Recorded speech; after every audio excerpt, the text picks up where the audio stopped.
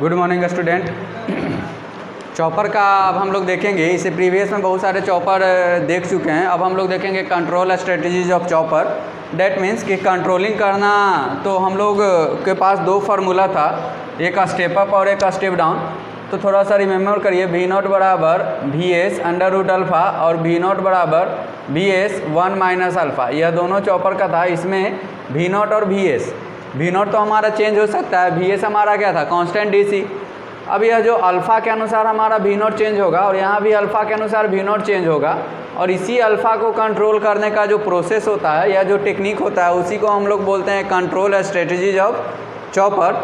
तो यहाँ पर मेनली हम लोग ड्यूटी साइकिल को कंट्रोल करते हैं। यह duty cycle is T on by T, या इसी को लिख सकते हैं T on by T on plus T of, या आपको ऑब्जेक्टिव में मैंने बताया था इसी को लिख सकते हैं T on into F, where T on 1 by T किसके बराबर हो जाएगा, एफ के बराबर हो जाएगा।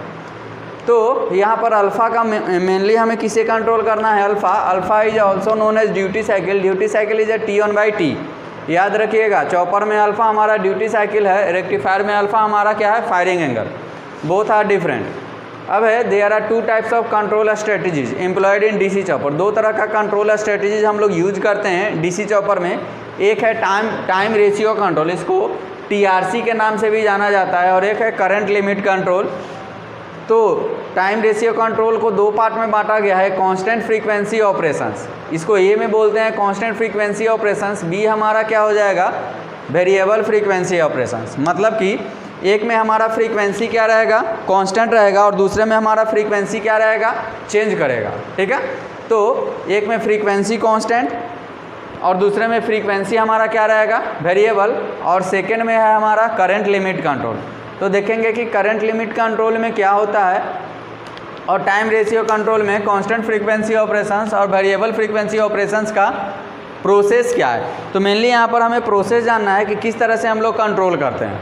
ठीक है, आपको एग्जाम में 4 मार्क्स में क्वेश्चंस में देता है write down the various control strategies employed in chopper. ठीक है, या केवल ड्यूटी साइकिल या ड्यूटी साइकिल के साथ भी दे सकता है, also explain the duty cycle. ठीक है, तो आप पहला देखेंगे टीआरसी में। टीआरसी का मतलब हो गया टाइम रेशियो कंट्रोल, जिसमें कि ए हमारा है कांस्टेंट फ्रीक्वेंसी ऑपरेशंस। तो देखा जाए यहाँ पर पहले हम लोग फिगर देखेंगे। यह हमारा वी नॉट है, सपोज डेट ऑन टाइम, यह हमारा क्या हो जाएगा, ऑफ टाइम। क्या होगा, टी ऑफ, फिर से यहाँ क्या होगा, टी ऑन टी ऑफ। तो इस तरह से आगे बढ़ेगा। अब वी नॉट हो गया, टी ऑन। अब देखिए यहाँ से यहाँ तक, यहाँ से यहाँ तक हमारा क्या होगा, टाइम पीरियड टी। अब यह टी बराबर एफ बराबर क्या हो जाएगा, 1 बाई टी। तो यहाँ देखिए टी, इस फिगर और इस फिगर में देखिए, यहाँ से आप यहाँ पर खड़े हो और यहाँ पर आओ, बोथ का डिस्टेंस क्या है, सेम। मतलब कि टाइम पीरियड हमारा दोनों फिगर का क्या है, कांस्टेंट। ठीक है, तो टाइम पीरियड सेम है तो फ्रीक्वेंसी हमारा क्या रहेगा, सेम रहेगा। लेकिन देखिए वेरिएबल कौन है, पहला का ऑन टाइम, चॉपर का ऑन टाइम, और दूसरा का चॉपर का ऑन टाइम अलग अलग है। डेट मीन्स कि जैसे ही वी नॉट बराबर V S T on by T हम लोग करते हैं, तो यह हमारा टाइम पीरियड तो कांस्टेंट है। इस फिगर के लिए इस फिगर के लिए वी नॉट यह है, यहाँ पर वी नॉट बराबर V S T on by T. अब देखिए बोथ में हमारा टी क्या है, सेम, वी एस भी सेम, वी एस भी same, source same, but T on क्या हो रहा है, टी ऑन हमारा क्या हो रहा है, चेंज हो रहा है। देखिए डिस्टेंस, यहाँ से यहाँ तक का डिस्टेंस, और इसमें यहाँ से यहाँ तक का डिस्टेंस। क्लियर है। तो जब टी ऑन चेंज हो गया, वी एस तो हमारा बोथ का कांस्टेंट है, क्योंकि जैसे ही हम लोग कोई भी कंट्रोल स्ट्रेटजीज इम्प्लॉय करेंगे, इनपुट दोनों में क्या रहना चाहिए, सेम। अगर इनपुट ही चेंज कर देंगे तो आउटपुट तो ऑब्वियसली चेंज हो जाएगा। इसलिए इनपुट हमारा क्या है, सेम, बट चेंज क्या हो रहा है, on time of chopper switch, on time of chopper switch T हमारा क्या है, कांस्टेंट। तो देखिए जब जैसे ही टी ऑन वेरी करेगा, या तो बढ़े या तो घटे, तो हमारा वी नॉट का भी वैल्यू क्या होगा, चेंज करेगा। या आप कह सकते हो अल्फ़ा बराबर टी ऑन बाई टी हो जाएगा।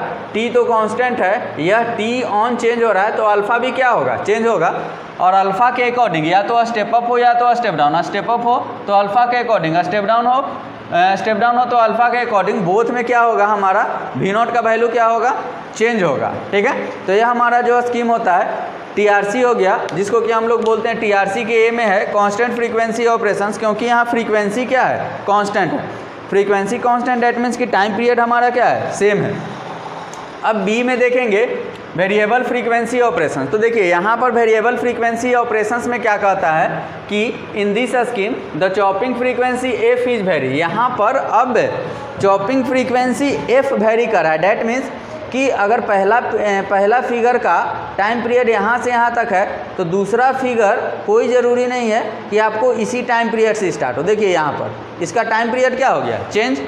तो टाइम पीरियड चेंज तो हमारा फ्रीक्वेंसी क्या हो जाएगा, चेंज। लेकिन फ्रीक्वेंसी जब वेरी करेगा हियर आइदर किसको कांस्टेंट रखना पड़ेगा, या तो टी ऑन को कांस्टेंट रखें नहीं तो टी ऑफ को कांस्टेंट रखें। दोनों में से कोई एक, दोनों को कांस्टेंट नहीं रख सकते हैं, दोनों में से कोई एक को कांस्टेंट रखेंगे। डेट मीन्स कि अगर टी ऑफ हम जितना देर तक कर रहे हैं तो ऊपर वाले फिगर और नीचे वाले फिगर में टी ऑफ हमारा क्या रहेगा, सेम रहेगा, लेकिन टी ऑन क्या होगा, चेंज होगा। अगर टी ऑन को सेम रख रहे हैं तो टी ऑफ को क्या करेंगे, चेंज कर देंगे, तो हमारा फ्रीक्वेंसी क्या हो जाएगा, कांस्टेंट। जैसे कि देखा जाए यहाँ अल्फ़ा बराबर जब हम टी ऑन को कांस्टेंट रख रहे हैं, तो टी ऑन को कांस्टेंट रख रहे हैं तो यहाँ पर टी क्या है, टी है T on plus T of. Clear है। तो टी ऑन को कांस्टेंट रख रहे हैं तो यह डाटा कांस्टेंट, लेकिन चेंज कौन कर रहा है, टी ऑफ। तो जैसे ही चेंज करेगा तो यह दोनों इसमें एडिशन होगा, चेंज डाटा, तो अल्फ़ा का वैल्यू क्या हो जाएगा, चेंज हो जाएगा। ठीक है।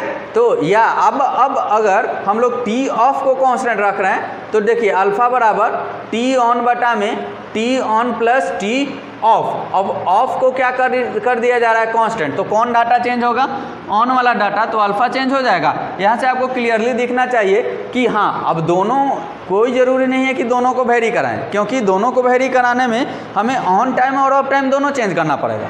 लेकिन हमारा काम बहुत ईजिली वे में हो जा रहा है, ईजी वे में हो जा रहा है, केवल टी ऑन या टी ऑफ दोनों में से किसी एक को कांस्टेंट रखने के लिए। तो आपको क्लियर होना चाहिए कि वेरिएबल फ्रीक्वेंसी ऑपरेशंस और कांस्टेंट फ्रीक्वेंसी ऑपरेशन दोनों एक दूसरे से कोरिलेटेड है।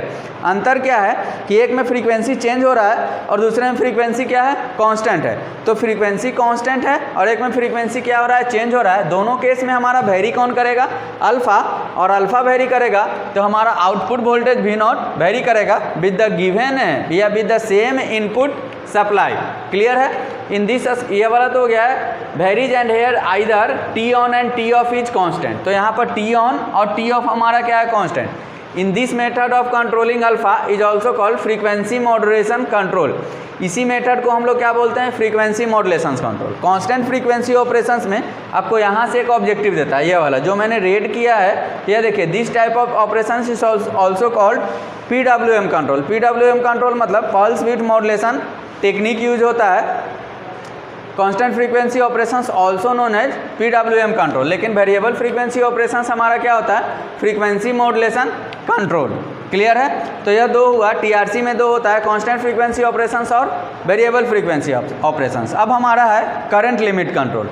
तो ध्यान दीजिएगा, इसका भी हम लोग फिगर से समझेंगे कि करंट लिमिट कंट्रोल क्या है। सपोज डैट कि जैसे हम लोग DC सप्लाई दिए, हमारा लोड करंट इंक्रीज किया है, इंक्रीज करते करते एक मैक्सिमम लिमिट तक पहुंचा। अब फिर से क्या है, डिकेइंग नेचर। ये हमारा क्या है, डिकेइंग, ये हमारा राइजिंग नेचर है, फिर से डिकेइंग। तो देखिए अब इसमें एक पॉइंट काउंट करना रहता है जहां पर जाकर हमारा चॉपर स्विच ऑफ हो जाएगा और उससे मिनिमम मतलब मैक्सिमम पे ऑफ होना है और मिनिमम पे क्या होना है, ऑन होना है। तो आई मिनिमम ये हमारा क्या है, ऑन टाइम। ऑन हुआ तब ना लोड के पास करंट गया, ऑफ होगा तो लोड के पास करंट नहीं जाएगा। लेकिन लोड के पास करंट, ऑफ होगा तो लोड के पास करंट नहीं जाएगा। लेकिन यहाँ करंट का वैल्यू क्या है, डिकेइंग। तो आप कहिएगा कि लोड के पास करंट नहीं जा रहा है, लेकिन करंट का वैल्यू डिकेइंग कैसे है।